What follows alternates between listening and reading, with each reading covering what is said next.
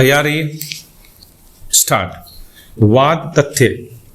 राजस्थान उच्च न्यायालय ने अधिसूचना दिनांक 17 सितंबर 2009 के द्वारा न्यायिक सहायकों और जूनियर न्यायिक सहायकों के बीच में से अनुवादकों के 13 पदों पर नियुक्ति के लिए ऐसे योग्यताधारियों से आवेदन पत्र आमंत्रित किए जो उच्च न्यायालय की स्थापना में कार्य करने का 3 वर्ष का अनुभव और अंग्रेजी साहित्य में स्नातकोत्तर उपाधि धारण करते हों। साथ में विधि स्नातकों को वरीयता दी जानी थी। उस समय उच्च न्यायालय में नियुक्तियों के लिए भारत के संविधान के अनुच्छेद 229(2) के अंतर्गत उच्च न्यायालय के मुख्य न्यायाधीश के द्वारा निर्मित उच्च न्यायालय स्टाफ सर्विस रूल्स 2002 प्रवर्तन में था, जिसमें 5 दिसंबर 2002 के कार्यालय आदेश के द्वारा मुख्य न्यायाधीश ने अनुवादक के पद पर भर्ती के तरीके और पात्रता को विनिर्दिष्ट किया, जिसमें 24/7/2004 और 8/9/2009 को भी संशोधन किया गया। उक्त भर्ती हेतु परीक्षा 19 दिसंबर 2009 को संपन्न हुई, जिसमें 21 अभ्यर्थी शामिल हुए। परीक्षा परिणाम 20 फरवरी 2010 को घोषित किया गया, जिसमें 3 अभ्यर्थी सफल घोषित किए गए, क्योंकि मुख्य न्यायाधीश ने आदेशित किया था कि केवल उन्हीं अभ्यर्थियों का चयन किया जाएगा जो परीक्षा में 75% अंक अर्जित करेंगे। कुछ असफल अभ्यर्थियों ने उच्च न्यायालय में रिट याचिका इस आधार पर प्रस्तुत की कि 75% का मानक बाद में घोषित किया गया, जो खेल समाप्त हो जाने के बाद नियमों में परिवर्तन को आशयित करता है। उच्च न्यायालय ने आक्षेपित निर्णय दिनांक 11 मार्च 2011 के द्वारा रिट याचिकाएं निरस्त कर दी।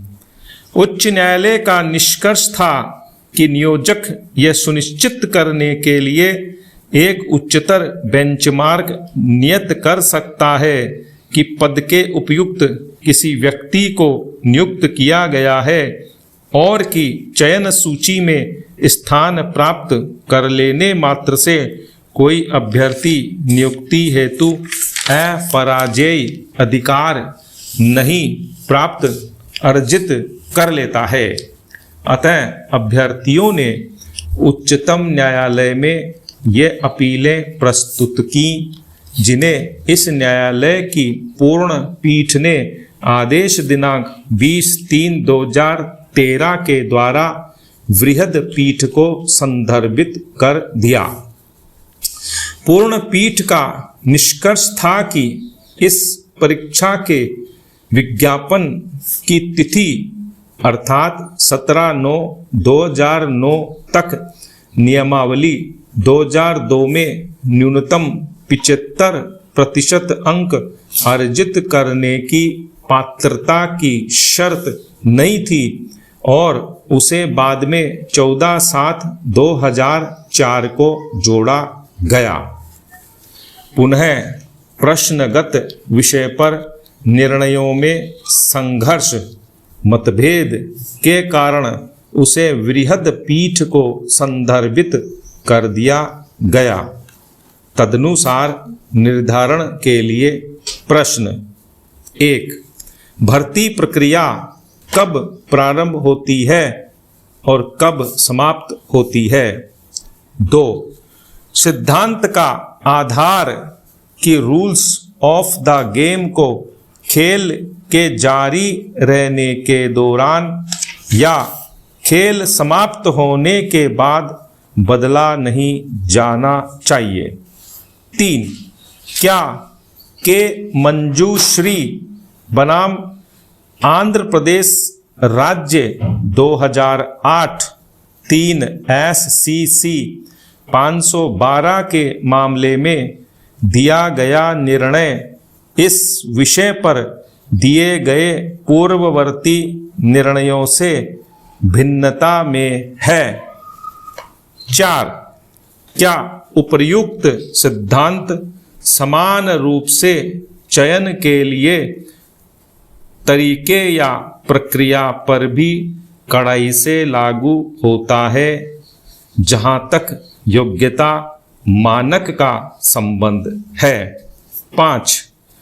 क्या संविधान के अनुच्छेद 309 के परंतुक अथवा किसी संविधि के अंतर्गत अधिनियम या नियमों के द्वारा नियत चयन हेतु प्रक्रिया का त्याग किया जा सकता है? 6. क्या नियुक्ति को खेल समाप्त हो जाने के बाद योग्यता मानक में परिवर्तन के द्वारा इनकारित किया जा सकता है? निर्णय 1. उपर्युक्त विरचित प्रश्नों पर संविधान पीठ ने निम्न निर्धारण दिया है। 1.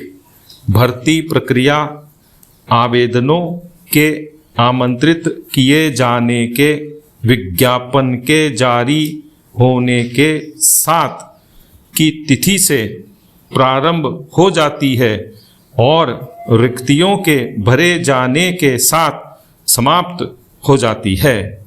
विराम।